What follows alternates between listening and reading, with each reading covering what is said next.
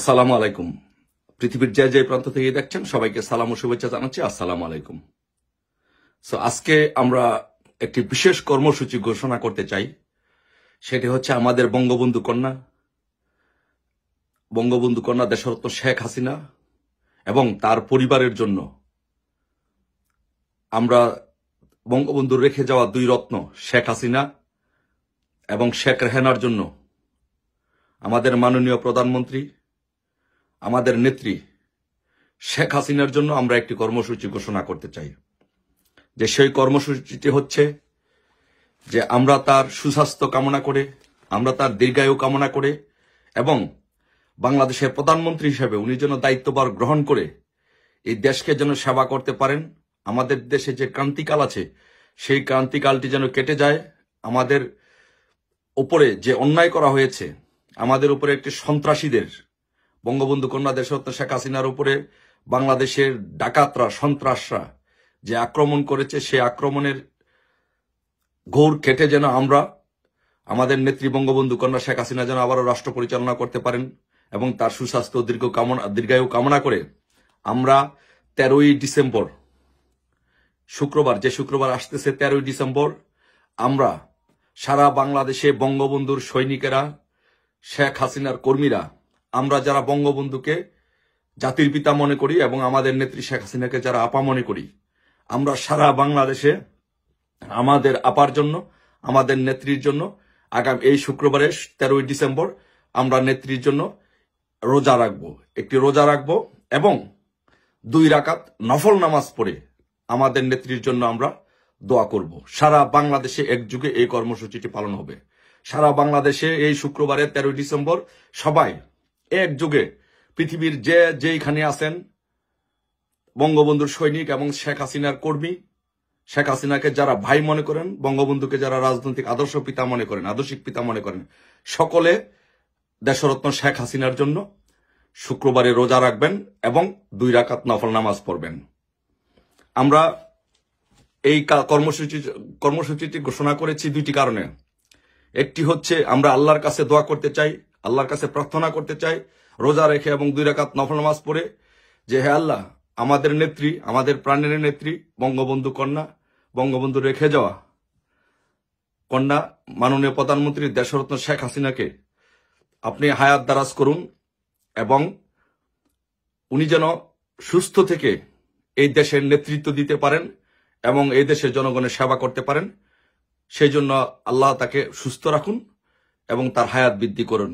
সেই জন্য আমরা এই রোজাটি রাখব এবং 2 রাকাত নফল নামাজ পড়ব এই শুক্রবারে। সবার কাছে অনুরোধ থাকবো, বিনীতভাবে অনুরোধ থাকবে, আপনারা যারা এই ভিডিওটি দেখবেন, বক্তব্যটি দেখবেন, ভিডিওটি দেখবেন, এটি যদি আপনারা যদি বঙ্গবন্ধুকে জাতির পিতা মনে করেন এবং শেখ হাসিনাকে যদি আপনি আপনার বোন মনে করেন, নেত্রী না, বঙ্গবন্ধু আমাদের আদর্শিক পিতা আর বঙ্গবন্ধুর কন্যা হচ্ছেন শেখ হাসিনা, এই জন্য তিনি আমাদের বোন, তিনি আমাদের আপা। ওনাকে যদি যারা আপা মনে করেন, দয়া করে এই ভিডিওটি সব জায়গায় প্রত্যেক ঘরে ঘরে পৌঁছে দিবেন এবং কর্মসূচিটি পালন করার জন্য সবাইকে সহযোগিতা করবেন, সবাইকে আহ্বান জানাবেন। আমরা এই কর্মসূচিটি পালন করতে চাই বিকজ আমরা যারা বঙ্গবন্ধুর সৈনিক আছি, আমরা মনে করি যে আমাদের বঙ্গবন্ধু হচ্ছে আমাদের যে রাজনৈতিক আদর্শিক পিতা এবং বঙ্গবন্ধুর কন্যা হচ্ছে আমাদের বোন। তাহলে আমাদের বোনের জন্য, আদর্শিক পিতার সন্তানের জন্য, আমাদের বোনের জন্য এই বিপদের দিনে আমরা তার জন্য এই কর্মসূচিটি পালন করব, তার জন্য দোয়া করব, রোজা রাখবো এবং 2 রাকাত নফল নামাজ পড়বো এই শুক্রবারে। আমরা আমাদের একজন মুরিদ যেমন তার পীরের কাছে তার সবকিছু সঁপে দেয়, একইভাবে আমরা রাজনৈতিকভাবে আমরা মনে করি বঙ্গবন্ধু আমাদের সর্বশেষ রাজনৈতিক আশ্রয়স্থল, সর্বশেষ ঠিকানা এবং তার কন্যা জীবিত যেহেতু আছেন, তার কন্যাই আমাদের সর্বশেষ রাজনৈতিক ঠিকানা। আমরা সাম্প্রতিককালে দেখেছি যে কিছু মানুষ বঙ্গবন্ধু কন্যাকে নিয়ে, কিছু সুশীল মানুষ বঙ্গবন্ধু কন্যাকে নিয়ে কিছু আজেবাজে বেশি অতি সুশীল কথাবার্তা বলার চেষ্টা করছেন। তাদেরকে হুঁশিয়ারি করে উচ্চারণ করে দিতে চাই যে বঙ্গবন্ধু কন্যাই আমাদের শেষ ঠিকানা, বঙ্গবন্ধু কন্যাই আমাদের রাজনৈতিক শেষ ঠিকানা। এই বঙ্গবন্ধু এবং বঙ্গবন্ধু পরিবার ব্যতীত আমাদের কোনো রাজনৈতিক ঠিকানা, আদর্শিক কোনো জায়গা নেই। তাই বঙ্গবন্ধু এবং তার পরিবারকে নিয়ে কেউ কোনো আজেবাজে কথা বলার চেষ্টা করবেন না। আর আমি একটি কথা আমি আগেও বলেছি, একটি গল্প আমি আগেও বলেছি, একটি উদাহরণ আমি আগে দিয়েছি, সেই উদাহরণটি আবারও দিচ্ছি, একটু দয়া করে প্লিজ শুনবেন। যে বাংলাদেশে একজন প্রখ্যাত বাউল ছিলেন, সেই প্রখ্যাত বাউলের নাম ছিলেন আব্দুর রশিদ সরকার। আব্দুর রশিদ সরকার যেহেতু গান বাজনা করতেন, সেই জন্য পার্শ্ববর্তী একজন তার প্রতিবেশী এই আব্দুর রশিদ সরকারকে কন্যাকে মেরে ফেলার পরে আব্দুর রশিদ সরকার মামলা করে ওই আসামির বিরুদ্ধে। মামলা করার ফলে ওই লোক পুলিশের ভয়ে বাড়ি ছাড়া হয়ে যায়, আসামি ফেরারি আসামি হয়ে ঘুরতে থাকে। তখন ওই লোক গিয়ে ঢাকায় গিয়ে এক ফকিরের কাছে, পীরের কাছে মুরিদ হয়। যে পীরের কাছে মুরিদ হয়, সেই পীরের কাছে একদিন সে বলতেছে যে পীর সাহেব, বাবাজি আমি এমন একটি ভুল করেছি, আমার পরিবারটিও শেষ, আমিও শেষ, আজকে আমি সারা জীবন রাস্তায় রাস্তায় ঘুরতে হবে, আমার জীবনটা শেষ, পীর সাহেব আমি কি করতে পারি বাবাজি, আমাকে যদি রক্ষা করতেন। তখন বাবাজি বলল যে বাবা তুমি কি করেছো, কি ভুল করেছো আমার কাছে বলো। তখন সেই মুরিদ বলল যে বাবাজি, আমার পার্শ্ববর্তী একজন বাউল ছিলেন, তার নাম বাউল আব্দুর রশিদ সরকার। সেই রশিদ সরকারের একটি মেয়ে ছিল, তার সাথে আমার দ্বন্দ্বের কারণে আমি তার মেয়েটিকে মেরে ফেলি। এখন রশিদ সরকার মামলা করেছে, সেই মামলার আসামি, যদি মামলার রায় হয় তাহলে তো আমার ফাঁসি হবে অথবা যাবজ্জীবন হবে, আমিও শেষ, আমার পরিবারটিও শেষ। এই মুহূর্তে বাবাজি আমি কি করতে পারি? আপনি বাবাজি আমাকে যদি রক্ষা করেন তাহলে আমার বাবা মা, আমার পরিবার এবং আমি রক্ষা পাবো। ধরে পীরের পায়ে ধরে হাউমাউ করে কান্নাকাটি করতেছেন। তখন বাবাজি বলল যে তুমি একটু অপেক্ষা করো। তখন সে রশিদ সরকারকে ডাকালো, রশিদ সরকারকে ডেকে আনলো, এনে বলল যে রশিদ সরকার, তোমার কি একটা মেয়ে ছিল? যে হ্যাঁ। তোমার মেয়েকে কি সে মেরেছে? যে হ্যাঁ মেরেছে। তুমি কি মামলা করেছো? যে হ্যাঁ মামলা করেছি। আচ্ছা রশিদ সরকার বলো, আমি তোমার কি হই? রশিদ সরকার বলল, আপনি আমার মুরিদ, আপনি আমার পীর সাহেব, আপনি আমার বাবাজি, আপনার কাছে আমার জীবন যৌবন সবকিছু সঁপে দিয়েছি। তখন বলল যে আমি যদি তোমার বাবা হই তাহলে তুমি আমার সন্তান? হ্যাঁ জি বাবাজি, আমি আপনার সন্তান।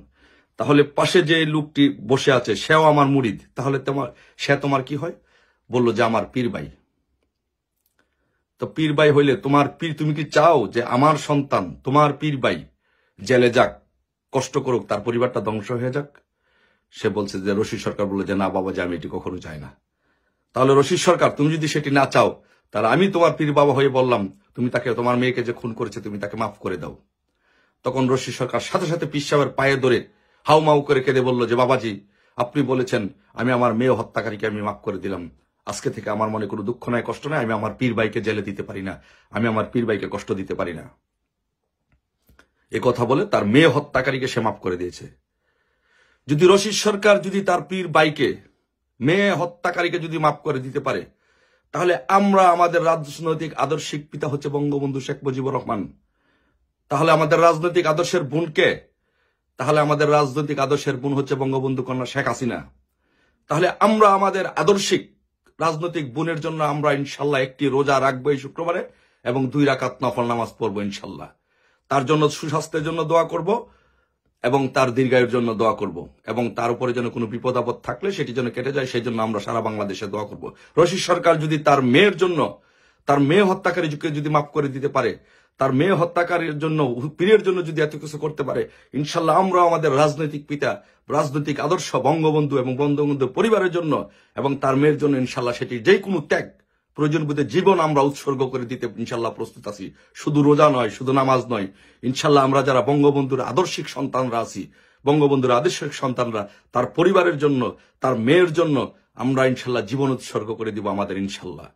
তো তাই আমি বলবো, সবাইকে অনুরোধ করব, পৃথিবীর যে প্রান্তে আছেন, এই শুক্রবারে ইনশাল্লাহ রোজা রাখবেন, 2 রাকাত নফল নামাজ পড়বেন এবং প্রত্যেক ইউনিটকে বলবো, প্রত্যেক দেশে দেশে বিভিন্ন দেশের ইউনিটগুলোকে বলবো, ছাত্রলীগ, যুবলীগ, স্বেচ্ছাসেবক লীগ সহ প্রবাসের যত সংগঠনগুলো আছে সবাইকে আমি বলবো যে অনুরোধ করবো বিনীত হবে যে আপনারা রোজা রাখবেন, নামাজ পড়বেন, পাশাপাশি যে ইফতার যে করবেন সেই ইফতারটি একটি ইফতার পার্টির মাধ্যমে করার চেষ্টা করবেন। ইফতার পার্টি করবেন, ইফতার পার্টি করে সারা বিশ্ববাসীর কাছে একটি মেসেজ দিয়ে দিবেন যে আমরা বঙ্গবন্ধুর আদর্শিক সন্তান, আমরা বঙ্গবন্ধু কন্যা শেখ হাসিনার জন্য শুধু রোজা নয়, নামাজ নয়, আমরা জীবন দিতে প্রস্তুত আছি।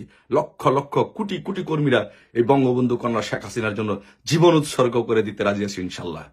সবাই এই কর্মসূচিটি পালন করবেন 13 ডিসেম্বর শুক্রবার। সবাই একটি রোজা এবং 2 রাকাত নফল নামাজ পড়বেন।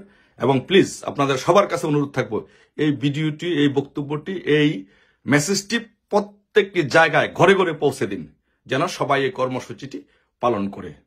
ইনশাল্লাহ শুক্রবারে আবারও দেখা হবে। সবাই ভালো থাকবেন। আমরা সবাই একসাথে রোজা করব, নামাজ পড়ব এবং আমরা এটি ইফতার পার্টি করে আমরা সেটি সাংগঠনিকভাবে আমরা সেটা পালন করার চেষ্টা করব। সবাই ভালো থাকবেন। জয় বাংলা, জয় বঙ্গবন্ধু।